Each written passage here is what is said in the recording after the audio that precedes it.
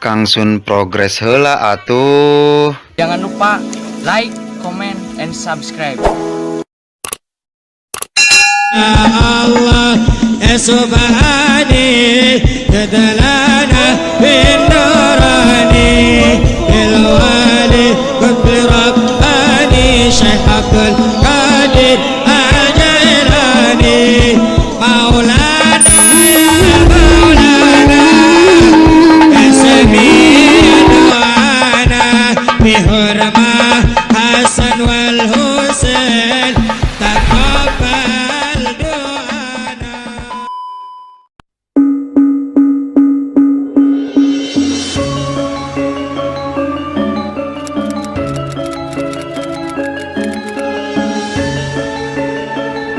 Assalamualaikum warahmatullahi wabarakatuh. Di pembahasan video kali ini kami akan membahas kisah dua waliullah yang beradu tanding kesaktian, yang mana beliau berdua merupakan titisan daripada Wali Songo.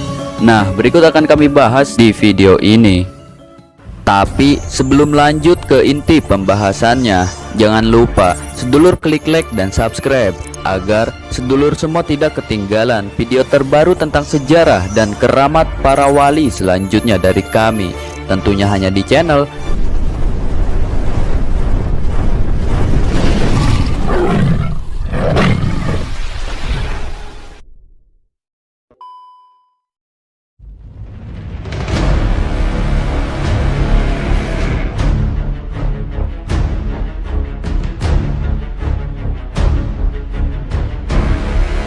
Syekh Belabelu mempunyai nama asli adalah Raden Jaka Bandem, yang merupakan putra dari Prabu Brawijaya.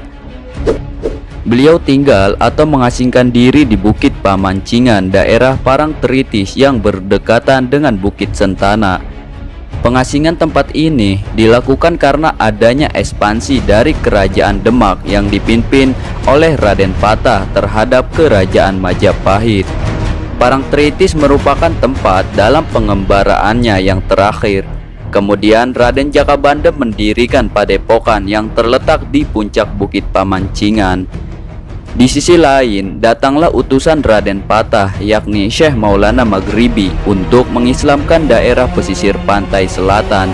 Sebagai penyiar agama, beliau begitu takjub melihat indahnya pemandangan pantai di sekitar Parangtritis, yang kemudian beliau mendirikan pondok yang dibantu pengikutnya hingga beliau menetap di sana. Ketika pembangunan selesai, Syekh Maulana Maghribi memulai mengumpulkan masyarakat dan mengajarkan Islam di sana.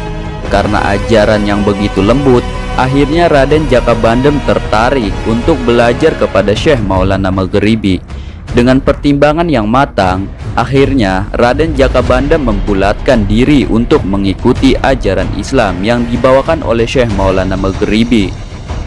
Setelah mendalami Islam, Raden Jaka Bandem pun memulai menyebarkan Islam di daerah tersebut. Pengaruhnya yang luar biasa membuat seluruh pengikut dan masyarakat sekitar padepokan juga masuk Islam, sehingga dalam waktu singkat hampir seluruh dataran sepanjang pantai Parangtritis berhasil diislamkan oleh Raden Jaka Bandem. Setelah sekian waktu, beliau akrab disapa Syekh Belabelu oleh masyarakat sekitar. Diriwayatkan Syekh Belabelu mempunyai hobi makan, sehingga tubuhnya terlihat besar. Selain itu, beliau juga suka bertapa dan tirakat untuk menemukan Tuhan dalam pencariannya. Namun cara bertapa yang dilakukan Syekh Belabelu berbeda dengan masyarakat umumnya, bahkan yang diajarkan oleh gurunya sendiri, yakni Syekh Maulana Maghribi. Syekh Belabelu tirakat masih mementingkan kenikmatan dunia, yakni makan dan tidur. Kepuasan duniawi seperti itu yang sukar dihilangkan dari kebiasaan Syekh Belabelu. Suatu saat Syekh Maulana Maghribi pernah menegurnya karena masih mementingkan nikmat dunia. Namun Syekh Belabelu bersikeras bahwa tirakat yang dilakukannya juga bisa mencapai tingkatan tinggi dalam beragama. Setelah ditegur, kemudian Syekh Belabelu mengajak tanding lari dengan Syekh Maulana Maghribi untuk siapa yang lebih cepat sampai ke Masjidil Haram. Kemudian tantangannya pun diterima oleh Syekh Maulana Maghribi. Tak lama setelah itu, mereka berdua sama-sama menjalankan tirakat atau bertapa dengan cara masing-masing agar cepat sampai ke Mekah. Setelah selesai persiapan, Syekh Maulana Maghribi pun menghampiri padepokan Syekh Belabelu untuk memulai perjalanannya. Namun, Syekh Belabelu malah terlihat sibuk menanak nasi untuk kembali menyantap makanan. Dengan gaya santainya, Syekh Belabelu menyuruh Syekh Maulana Maghribi untuk melakukan perjalanan duluan. Kemudian ditinggallah Syekh Belabelu di padepokan untuk melakukan perjalanan ke Masjidil Haram. Sesampainya di komplek Masjidil Haram, Syekh Maulana Maghribi melihat begitu ramai dan sesak jamaah untuk melakukan sembahyang. Bermaksud mencari tempat yang tenang untuk beribadah, Syekh Maulana Maghribi pun terkejut melihat Syekh Belabelu yang sedang duduk tersenyum dan melambaikan tangan sebagai isyarat mengajaknya duduk di sampingnya. Sejak saat itu, Syekh Maulana Maghribi pun mengakui keunggulan Syekh Belabelu dalam adu cepat sampai ke Masjidil Haram. Syekh Belabelu juga dikenal sebagai bangsawan dari kerajaan Majapahit yang giat menyebarkan agama Islam seiringnya berpindah-pindah waktu dari daerah satu ke daerah lainnya di Pulau Jawa dengan cepat.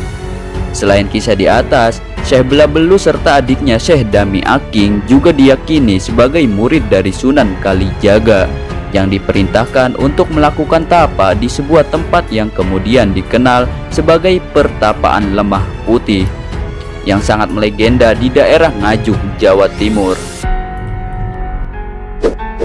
Syekh Belabelu meninggal di padepokannya di Bukit Pamancingan.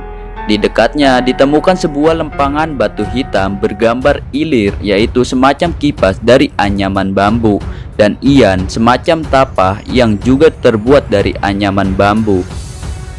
Ilir dan iyan adalah alat untuk mendinginkan nasi. Kejadian atas temuan ini kemudian diberitahukan kepada Sri Sultan, dan dilihat dari ketemukannya gambar ilir dan iyan, Sri Sultan pun kemudian menetapkan bahwa makam itu adalah makam Syekh Belabelu, sedangkan yang di sebelahnya adalah makam adiknya Kiai Dami Gagang atau Dami Aking. Karena kesungguhan Syekh Belabelu dan juga Kiai Gagang Aking dalam melakukan tapa, maka keduanya kemudian bisa mencapai apa yang dicita-citakannya, yaitu pencerahan. Kemudian atas perintah Sri Sultan, makam di Gunung Banteng ini kemudian dicungkup kayu jati.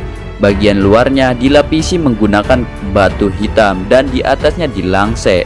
Kini makam dijaga oleh abid dalam keraton yang juga adalah penjaga makam dari Syekh Maulana Maghribi. Untuk berziarah ke sana, makam Syekh Belabelu terletak di Bukit Banteng, Dusun Mancingan, Kelurahan Parangtritis, Kretek Bantul, Yogyakarta. Tidak ada tiket masuk sehingga penjara gratis berkunjung ke makamnya, namun diharapkan bisa bersedekah seikhlasnya untuk perawatan makam. Nah, jadi kesimpulannya, Syekh Belabelu merupakan sosok waliullah yang disegani oleh Syekh Maulana Maghribi sekalipun. Jika ingin berziarah, bisa menghubungi Koordinator Seniman NU Regional Yogyakarta.